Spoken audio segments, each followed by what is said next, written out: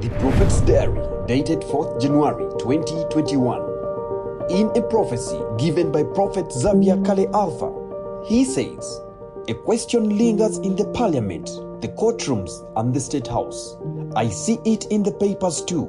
I see it all over media. They are asking about the disappearing of huge sums of money in 2021. The Bank of Uganda also has the same query.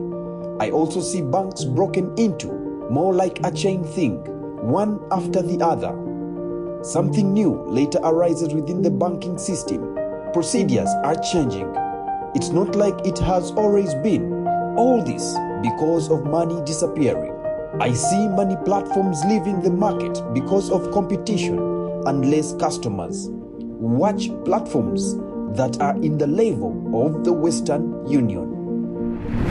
More than 3 years after the prophecy was given, it came to pass as Bank of Uganda admits a loss in billions of Ugandan shillings.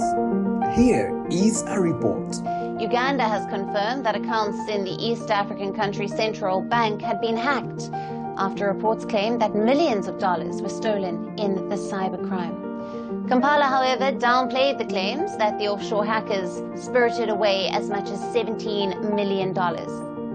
Last week, reports had emerged that a hacker group known as Waste, that is based in Southeast Asia, accessed the Bank of Uganda's IT systems and illicitly transferred 62 billion Ugandan shillings or $17 million earlier this month. The stolen money was then deposited into accounts in Japan and the United Kingdom.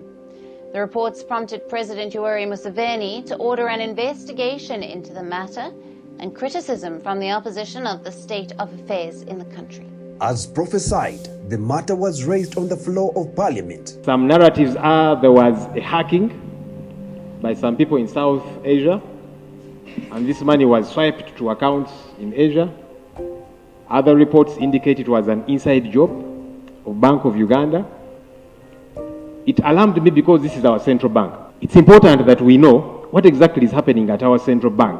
If monies are being siphoned, whether it be by hackers, whether it be by staff of Bank of Uganda, it should worry all of us. It is true, our accounts were hacked into, but not to the extent of what is being reported.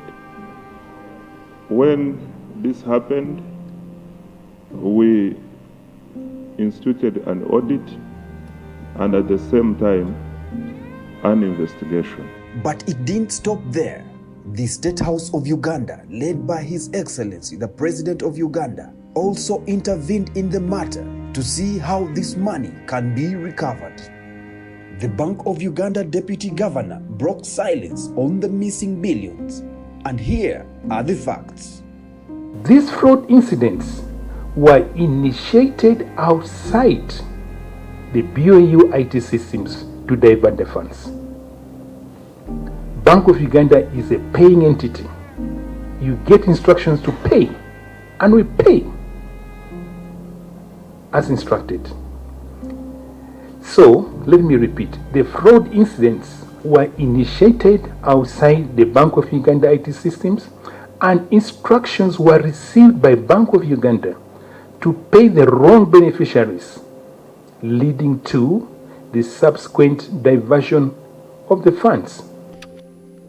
The lost amount of money by Bank of Uganda followed an incident where G4S security guards robbed 1 billion shillings from a bullion van.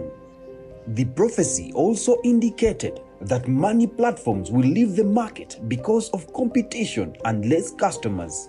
This also came to pass as Standard Chartered Bank announces plans to exit Uganda. Speaking at a media briefing, the CEO of Standard Chartered Bank Uganda, Sanjay Rugani, said the bank was exploring retail banking business sales in Uganda, Botswana, and Zambia, and announced the intention to exit the market in the next 18 to 24 months. The bank will focus on the corporate and institutional banking business. He said they will explore opportunities in infrastructure, sustainable finance, and trade within Uganda and Africa. Uganda, Zambia, and Botswana. the group has announced today that we will be exploring to sell our wealth and retail business.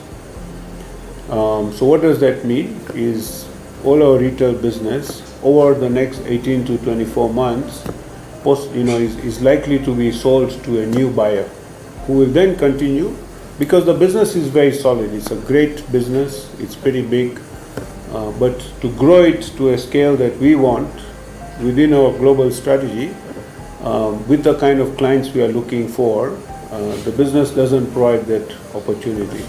So we want a local player to then continue to grow it because it's a great business. What we have also said in our communication is we now want to continue to strengthen our corporate and institutional banking business, which will become core to us going forward. This is for a sign that the Lord's voice is with the church.